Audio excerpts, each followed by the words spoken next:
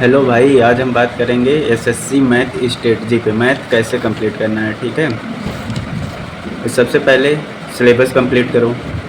SSC के math की बात कर रहा हूँ, ठीक है। सबसे पहले सिलेबस कंप्लीट करो, चाहे लाइव बैच ले लो, चाहे वीओडी बैच ले लो। सबसे बढ़िया तो वीओडी बैच रहता है। और इसमें वीओडी बैच ले लोगे तो अपने समय के अनुसार जब चाहोगे तब पढ़ लोगे, और सारी क्लासेस एक साथ मिल जाएंगी एक दिन में। चाहे जितनी क्लासेस कर सकते हो, एक दिन में एक चैप्टर भी, 2 चैप्टर भी ख़त्म कर सकते हो। वीओडी बैच का यही फ़ायदा रहता है, ठीक है। उसके बाद अगर एसएससी मैथ के टीचर की बात करें तो सबसे बेस्ट टीचर 4-5 हम बता रहे हैं, उसी में से आपको जो अच्छा लगे उन्हीं से पढ़ना है, ठीक है। पहला गगन प्रताप सर, दूसरा राकेश यादव सर, दोनों कैरियर बिल पे पढ़ाते हैं, ठीक है। मैं किसी का प्रमोशन नहीं कर रहा हूँ। उसके बाद तीसरा आदित्य रंजन सर, जो रैंकर्स गुरुकुल पे पढ़ाते हैं, यूट्यूब पे सर्च कर लेना, मिल जाएगा, ठीक है। उसके बाद अभिनय सर हैं, इनका खुद का प्लेटफॉर्म है अभिनय मैथ नाम से, उस पर पढ़ाते हैं। एडवांस मैथ ये बहुत अच्छा पढ़ाते हैं, अर्थमेटिक भी अच्छा पढ़ाते हैं, लेकिन एडवांस मैथ में ट्रिक्स जो कॉन्सेप्ट बताते हैं 1 नंबर का बताते हैं। उसके बाद राहुल तेवतिया सर हैं, जो RWA में पढ़ाते हैं। वो भी पहले GD वालों के लिए पढ़ाते थे, अब SSC वालों के लिए भी पढ़ाने लग गए हैं, ठीक है। उसके बाद जब सिलेबस कंप्लीट हो जाए, इन्हीं टीचरों से किसी का भी जो है लाइव बैच या फिर वीओडी बैच लेके सिलेबस कंप्लीट कर लेना, ठीक है। सिलेबस कंप्लीट करने के बाद जो है आपको सेक्शनल मॉक लगाना है टेक्स्ट बुक पे, ठीक है। सेक्शनल मॉक एक लगाओ, दिन में बहुत है। एक लगाने के बाद उसमें देखो किस चैप्टर से गलती हो रही है, किस चैप्टर के क्वेश्चन जो है हमसे ज़्यादा गलत हो रहे हैं। उस चैप्टर को नोट कर लो। उस चैप्टर को बार बार, जो टेक्स्ट बुक में जो चैप्टर से सवाल ना बने, उस चैप्टर को फिर से रिवीजन करो। कम से कम उस चैप्टर के 20 सवाल किताब से लगाओ, ठीक है।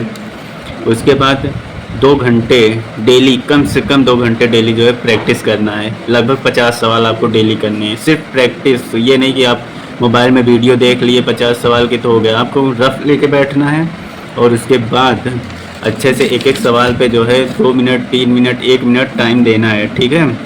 हाँ, जो सवाल नहीं बन रहा है उसे छोड़ दो। एक सवाल पे ना अटके रहो, 8 मिनट 10 मिनट नहीं अटकना है, ठीक है। डेली 2 घंटे प्रैक्टिस करो।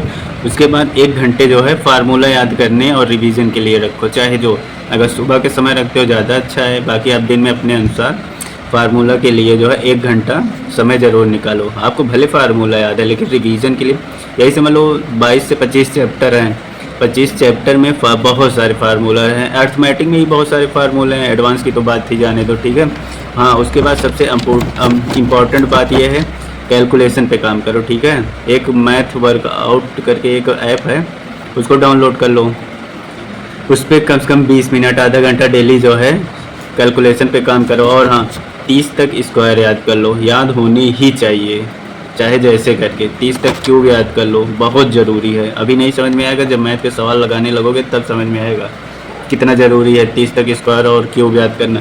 कम से कम 20 तक पहाड़े याद होने चाहिए, याद होने चाहिए। ये नहीं कि जैसे किसी ने पूछ लिया 15 छक्का तो 15 पंजा 15, 15 का नम 15, 15 दूनी 30, 15 तिहाई 45, इस तरह नहीं। 15 छक्का 90 एक बार में बताना है, इस लेवल का याद होना चाहिए। उसके बाद जिस चैप्टर की प्रैक्टिस करो उसके सारे फार्मूले जो है याद रखो। अगर किसी चैप्टर की प्रैक्टिस करने जा रहे हो तो उसके सारे फार्मूले पहले एक बार रिवीजन कर लो, फिर उसके प्रैक्टिस करने जाओ, क्योंकि बहुत सारे चैप्टर हैं जो डायरेक्ट फार्मूले से बनते हैं। और हाँ, पहले अर्थमेटिक तैयार करो, अर्थमेटिक के सारे क्वेश्चन कर लो। उसके बाद जो है फिर एडवांस पे जाना। अगर पहले तुम एडवांस पे चले जाओगे ना, एडवांस समझ में ही नहीं आएगा और अर्थमेटिक भी नहीं समझ में आएगी, क्योंकि अर्थमेटिक सरल है। जब अर्थमेटिक के 18-19 चैप्टर कंप्लीट कर लोगे तब एडवांस पढ़ने में मन भी लगेगा और समझ में भी आएगा, ठीक है। जाओ, 90 दिन है एसएससी फोड़ के, और 90 दिन में बहुत आराम से तैयारी हो सकती है अगर तुम्हारा बेसिक मजबूत है तो, ठीक है। चलो बाय।